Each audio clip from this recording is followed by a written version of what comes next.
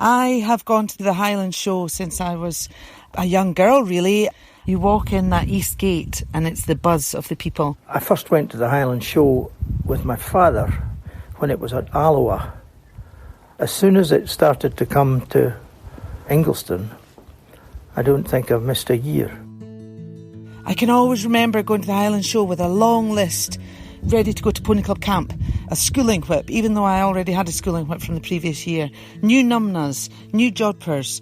And then I think as I grew older and I came into Young Farmers, my interest in the Highland Show slightly changed into a more social scene. That's one of the things about the Highland Show, is it's definitely an event for socialising and catching up with people. The people that you meet, that you've known for, well, in my case, 60 years.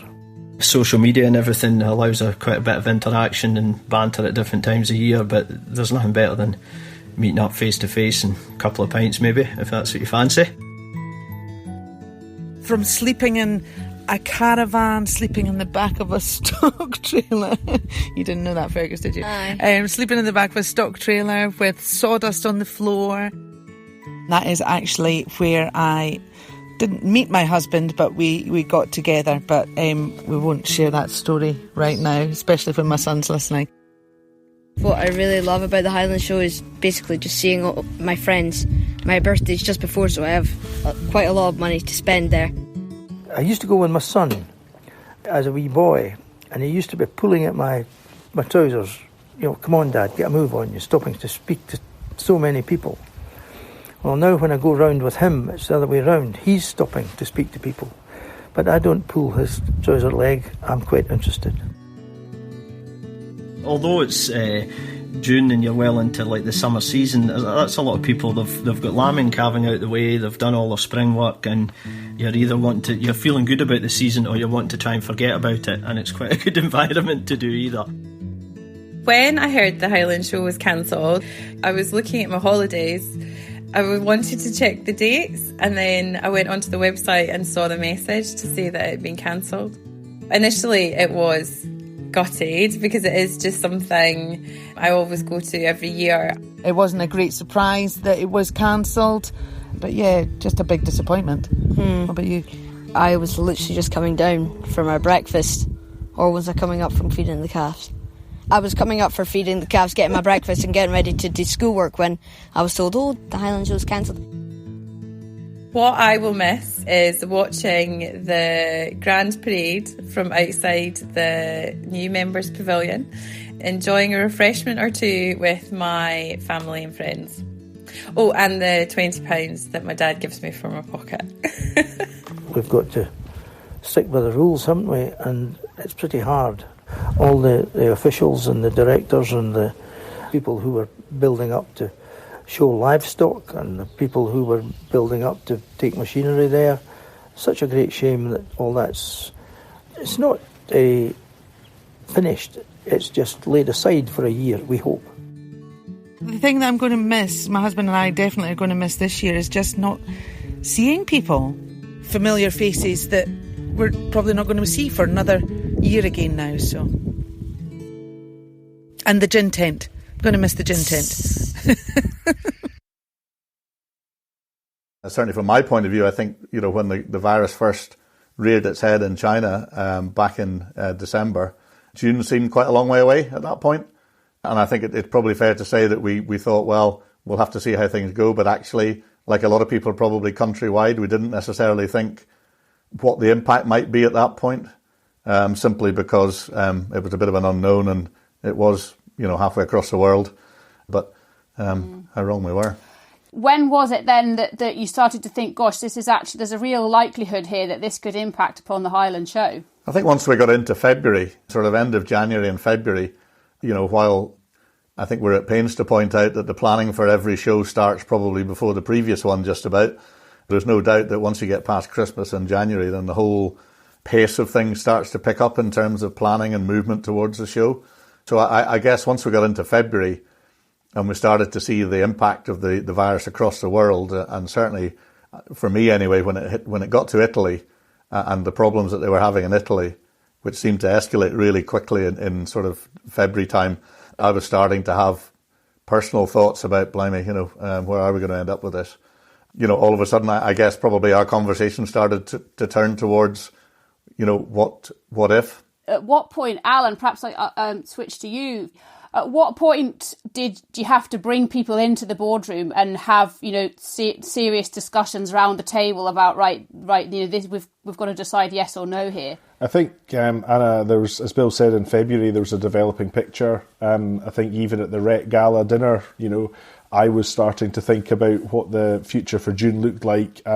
Most other people at that weren't. They were just excited about the prospect. So in late February, as Bill says, we were really starting to get concerned, and we formed our sort of emergency planning gold group in early March. And that's when a small group of Bill, myself, our honorary Treasurer John Sinclair and our senior staff came together and started to have the sort of unthinkable conversations to prepare for the board. And those conversations with Ingliston, but then very quickly they weren't. We were starting to do our own form of social distancing. We were starting to do more calls by Zoom and WhatsApp. And ultimately, we never actually got the chance to bring the full board into Ingliston House. The final call was made by the board on a Zoom call. I remember Mark Curry, our Director of Ops and lead on the show, taking a photo of that meeting. And I sort of looked at him and actually had a flashback to foot and mouth. I had a real sort of moment to think, actually, this is a really key moment.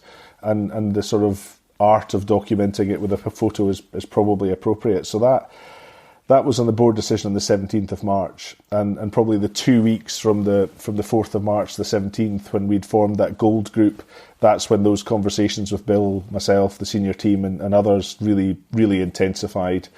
And yeah, there were some difficult moments. I popped into Bill's farm. I took a peace offering of a scone and I'd bought to lighten the mood. But actually the mood wasn't light. We were both looking down the barrels of something we didn't want to really accept, but we knew there was an inevitability.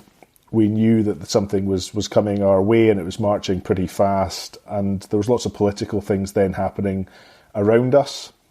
And we had a very conscious decision about making our decision at the right time, making sure it was our decision, not being forced, and being very aware of our risk profiles. As Bill said, the pace really ramps up, and through March and April, that pace it's a sort of exponentially increasing curve, and it's also an exponentially increasing curve in terms of expenditure. And if we had delayed much longer, we would have started to spend $200,000 a week on producing the Royal Highland Show that was becoming more and more at risk. And as an organisation, as a charity, we can't do that. I think there was a lot of discussion around whether we should postpone or whether we should actually cancel the show. Yeah. There's a huge number of factors in and around that of lead-in times, the financial impact. Obviously, there's a lot of other shows that go on throughout the year in a normal circumstance. So for us to sort of pin our colours to the mast in September was going to have an impact on somebody else as well. All these sorts of things were having to be taken into consideration. But ultimately, I think with the size of the show, if you think about if we were, let's say, for example, planning a show in October, at that point, to then put on 2 Highland shows in the space of 7 months is going to be a pretty big ask for the following June as well. So ultimately, the decision was to recommend from exec to the full board that regrettably that we had to actually cancel. I'm kind of imagining this Zoom call, although maybe I can't imagine the Zoom call for many reasons. The first one being the number of squares on the screen would have been vast because of the number of directors you have. And obviously the emotions would have been running so high. Most of my Zoom calls are, fairly kind of run-of-the-mill in comparison. So can you tell us a bit about how the emotions were kind of charged during that call? Absolutely. So I think the first thing is that this was the last time that Alan and Mary, the Society Secretary, and Mark Curry were together, because we were actually at that point in the boardroom, correctly distanced, I would say. I think from the emotion point of view, I sort of got past that in my own mind a little bit, because, we were starting to make this really correct decision for all sorts of reasons. But actually, once we got to the whole board meeting, and you're absolutely right, we had, I think, 30, I can't remember exactly how many we had, but I think we had about 30 people on that particular call. When your screen only holds 25, and you're having to flick backwards and forwards between screens. That's a bit of a challenge. So Alan and I devised a thing whereby he made sure he wasn't on the same screen as me. So if anybody put their hand up to speak, that we had spotters, if you like, to sort of try and make sure that people had the opportunity. But really, I guess from my point of view, without wanting to make it any sort of a fait accompli, which it definitely wasn't, my job really was to recommend to them what the exec had recommended, and to talk through the various decision-making processes that the exec had taken on board, financial, timing, all that sort of thing. And it was pretty raw, actually, Anna, I have to say. Watching the people on the screen, I would say one or two probably hadn't ever thought it would happen. And all of a sudden, reality was beginning to strike home here. Yes. And, that was tough. Tough for them. Really tough for them. Absolutely. Alan, you would have been picking up on all this as well. And as Bill said, you and he were watching different faces throughout this. So, what was your kind of perception of what you were picking up at the time? Yeah, I think the motion that Bill talks about was absolutely there, and I think the challenge across the spectrum was that so many different people were in different places. So Bill and I had been neck deep in this sort of COVID following. We were taking every form of news that we could get. We were researching internationally. And there are other people who were busy lambing, and they were just popping their head out of the lambing shed and saying, what's going on here? Hadn't really picked up on it, hadn't been impacted. So there was quite a curve in the board group as such as to where their knowledge of how fast this thing was moving. And what we had done as an exercise is we went through a scoring matrix to try and take some of that emotion out. And we ran that through different groups. We ran it through the senior management group on 2 or 3 different occasions over a couple of days. We ran it through the exec group as well. And we looked at 3 options: continue, postpone and cancel. And each time, as the position developed politically, the scores changed. We were taking in a broad range of factors: health, reputation, finance, mental health of our own team, mental health of the farming community, of what news a postponement would give, what news a cancellation would give. As Bill said, he mentioned a fait accompli, and that was really challenging. But it meant that we were able to track the virus and its impact on us as an organisation. And that took a little bit of the emotion out for the decision-making recommendation group, if you like. And then when we got to the board, we were trying to make sure that they were fully briefed. There were some light bulb moments for people who were just saying, oh, right, yeah. And actually for us, it was financial risk of continuing to spend $200,000 a week on something that might not happen.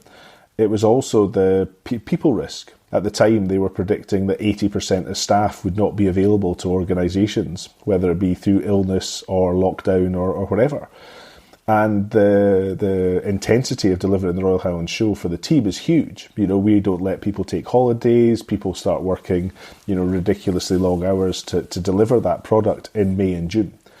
And the risk of not being able to do that, and then how the public safety risk was huge.